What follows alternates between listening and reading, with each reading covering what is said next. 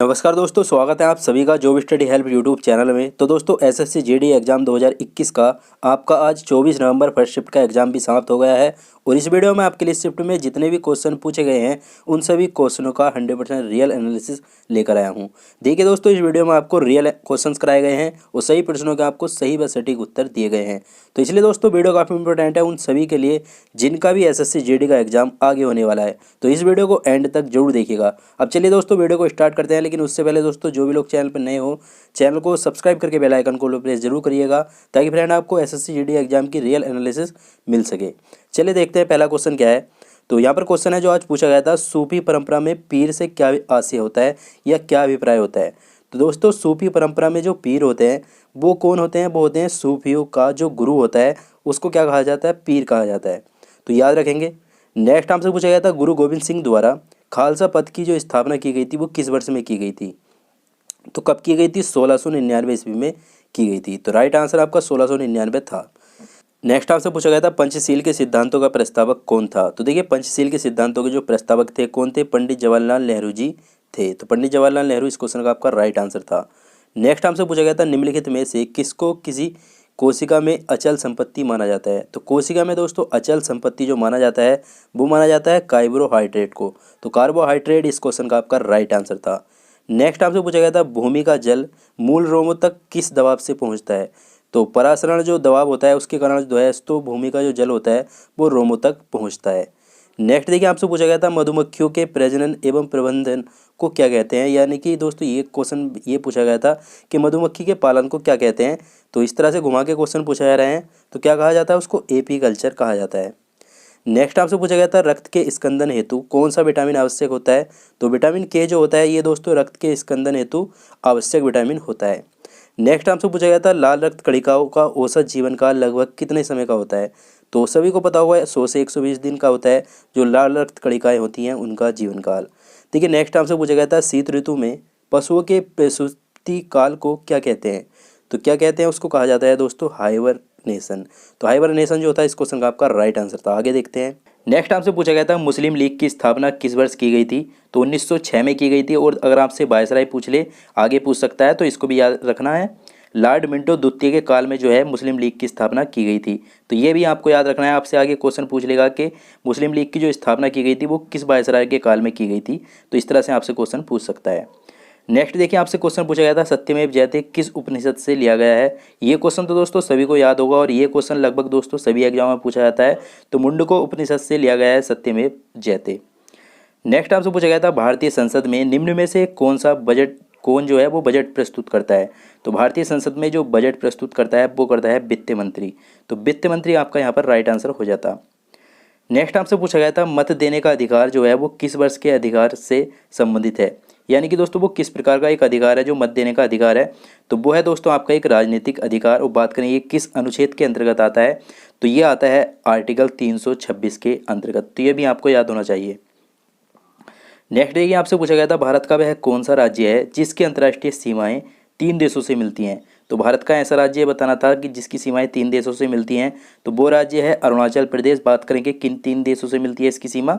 तो वो है चीन, भूटान और म्यांमार। तो इन तीनों देशों से जो है अरुणाचल प्रदेश की अंतर्राष्ट्रीय सीमाएं मिलती हैं। नेक्स्ट आपसे पूछा गया था, भारत में मौद्रिक नीति किसके द्वारा प्रतिपादित की जाती है? तो आरबीआई के द्वारा जो है भारत में मौद्रिक नीति प्रतिपादित की जाती है। नेक्स्ट आपसे पूछा गया था, एग्रोनॉमी में किसका अध्ययन किया जाता है? तो फसलीय पौधों का अध्ययन किया जाता है जो एग्रोनॉमी होता है। नेक्स्ट क्वेश्चन पूछा गया था, मानव शरीर में वसा का संचय होता है? तो देखिए मानव शरीर में वसा का जो संचय होता है वो होता है वसा ऊतक में। नेक्स्ट आपसे पूछा गया था, ओरिजिन ऑफ स्पीसीज के रचयिता कौन है? तो डार्विन है ओरिजिन ऑफ स्पीसीज के रचयिता। नेक्स्ट देखिए गौतम बुद्ध का जन्म पूछा गया था। तो गौतम बुद्ध और महावीर स्वामी, यहाँ से तो क्वेश्चन आपको देखने को जरूर ही मिलेंगे। तो इन दोनों टॉपिक को आप अच्छे से देख कर जाना जब आप एग्जाम देने जाएं। इनका जन्म आपको याद होना चाहिए, कब इनकी मृत्यु हुई थी, और इनका दोस्तों माता पिता के नाम आपको याद होने चाहिए। तो यहीं से क्वेश्चन पूछे जाते हैं। देखिए गौतम बुद्ध का जो जन्म हुआ था वो हुआ था 563 ईसा पूर्व को। नेक्स्ट देखिए आपसे पूछा गया था, जो व्यक्ति किसी स्टेट में नहीं रहता या तो वो संत होता है और या पशु। ये जो वाक्य कहा था ये किसने कहा था? तो ये कहा था दोस्तों, कथन था ये अरस्तु का। तो अरस्तु इस क्वेश्चन का आपका राइट आंसर हो जाता।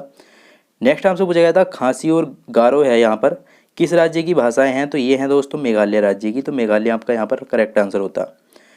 नेक्स्ट देखिए आपसे पूछा गया था बीबी का मकबरा कहाँ पर स्थित है, तो औरंगाबाद में स्थित है जो बीबी का मकबरा है। नेक्स्ट देखिए आपसे पूछा गया था राष्ट्रपति को क्षमादान की शक्ति संविधान के किस अनुच्छेद के अंतर्गत दी जाती है, तो वो मिलती है आर्टिकल 72 के अंतर्गत। नेक्स्ट आपसे पूछा गया था झंडा समिति के अध्यक्ष कौन थे, तो JB कृपलानी जी थे झंडा समिति के अध्यक्ष। अब देखिए नेक्स्ट क्वेश्चन, कुछ मुझे रीजनिंग से क्वेश्चन मिले हैं तो इनको भी देख लीजिए। देखिए 27, 125 और यहाँ पर 64 और यहाँ पर अनुपात के बाद है क्वेश्चन मार्क, तो यहीं पर बताना था कि क्या आएगा। तो देखिए दोस्तों जिस तरह से इससे ये आया है इससे बताना है कि यहाँ पर क्या आएगा।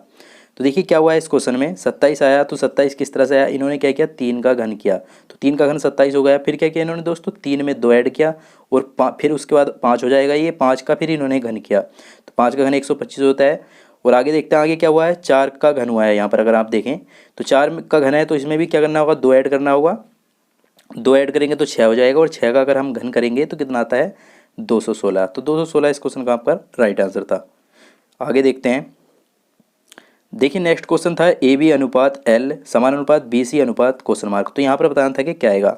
तो देखिए ये भी काफ़ी सिंपल है, किस तरह से हुआ है। A का कोड क्या होता है 1 होता है, B का कोड क्या होता है 2 होता है, तो 12 आ गया और 12 किसका कोड होता है वो L का होता है, तो यहाँ पर L इस तरह से आ गया। उसके बाद B है, B का कोड 2 होता है, C का कोड कितना होता है 3 होता है, तो ये 23 आ गया। 23 किसका कोड होता है W का होता है, तो W यहाँ पर आ जाएगा, तो W इस क्वेश्चन का आपका बिल्कुल राइट आंसर था। आगे देखते हैं। नेक्स्ट क्वेश्चन था आपका BDGJ अनुपात OQTW समानुपात AFIM अनुपात क्वेश्चन मार्क, तो यहाँ पर बताना था कि क्या आएगा। तो देखिए किस तरह से क्या है ये। सबसे पहले B से आया है O, तो B का कोड 2 होता है, O का कोड कितना होता है 15, तो क्या किया इसमें दोस्तों 13 ऐड किया। उसके बाद D का कोड क्या होता है 4 होता है और इससे आया है Q, तो Q का कोड कितना होता है 17 होता है, यानी कि इसमें भी दोस्तों 13 इन्होंने ऐड किया है। उसके बाद G का कोड 7 होता है और T का कोड 20 होता है, तो इसमें भी क्या किया इन्होंने दोस्तों 13 ऐड किया। J का कोड 10 होता है, W का कोड 23 होता है, तो इसमें भी क्या किया 13 ऐड किया, यानी कि सभी में दोस्तों 13 13 ऐड किया जा रहा है। तो इन सभी में क्या करना होगा, इन सभी में भी हमें 13 ऐड करना होगा। A का कोड 1 होता है, 13 ऐड करेंगे 14 यानी कि N आ जाएगा। F का कोड 6 होता है, 13 ऐड करेंगे 19 यानी कि S। I का कोड 9 होता है, 13 ऐड करेंगे तो कितना आ जाएगा 22 आ जाएगा यानी कि B। M का कोड 13 होता है, 13 ही ऐड करेंगे तो Z आ जाएगा। तो G इस क्वेश्चन का जो राइट आंसर हो जाता वो जाता NSVZ। तो चलिए आगे देखते हैं। अब देखिए मैथ के जो क्वेश्चन है वो तो मुझे नहीं मिल पाए हैं, लेकिन आप लोगों के द्वारा कुछ टॉपिक बताए गए हैं कि इन टॉपिक से आपके एग्जाम में क्वेश्चन देखने को मिले हैं। देखिए 2 क्वेश्चन आपके दिशा संबंधी देखने को मिले हैं। कल भी दोस्तों 2 क्वेश्चन आपके आए थे तीनों ही शिफ्टों के एग्जाम में। लाभ हानि से आपके 1 से 2 क्वेश्चन देखने को मिल रहे हैं। आयु संबंधी क्वेश्चन आपको देखने को मिल जाएगा। और देखिए 2 क्वेश्चन आपके प्रतिशत से पूछे जा रहे हैं। कल की तीनों शिफ्टों में क्वेश्चन प्रतिशत से आए थे और आज भी पूछ लिए। देखिए एक क्वेश्चन आपका चाल दूरी से पूछा गया है और समय कार्य से आपके क्वेश्चन देखने को मिल रहे हैं। और साधारण और चक्रवृद्धि ब्याज की हम बात करें तो इनसे दोस्तों 2 से 3 क्वेश्चन यहाँ पर आपको देखने को मिल जाएंगे। तो ये कुछ टॉपिक हैं जहाँ से मैथ में आपके क्वेश्चन पूछ रहा है, तो इन टॉपिक को आप अच्छे से क्लियर करके जाना जब आप एग्जाम देने जाएं। और देखिए दोस्तों ये सभी क्वेश्चनों का जो PDF है वो अगर आपको चाहिए तो इवनिंग के टाइम पे दोस्तों आपको हमारा तीनों ही शिफ्ट का PDF आपको टेलीग्राम चैनल पर मिल जाएगा। टेलीग्राम चैनल का लिंक आपको इस वीडियो के नीचे डिस्क्रिप्शन बॉक्स में दिया गया है। और देखिए दोस्तों इस वीडियो को पसंद आया है तो लाइक शेयर जरूर कीजिएगा और चैनल पर नए आ गए हैं तो चैनल को सब्सक्राइब करके बेल आइकन को ऑल पर प्रेस कर लीजिएगा ताकि फ्रेंड आपको नेक्स्ट शिफ्ट की वीडियो की एनालिसिस की नोटिफिकेशन सबसे पहले मिल सके। चलिए दोस्तों मैं मिलूंगा आपसे नेक्स्ट वीडियो में, तब तक के लिए जय हिंद जय भारत।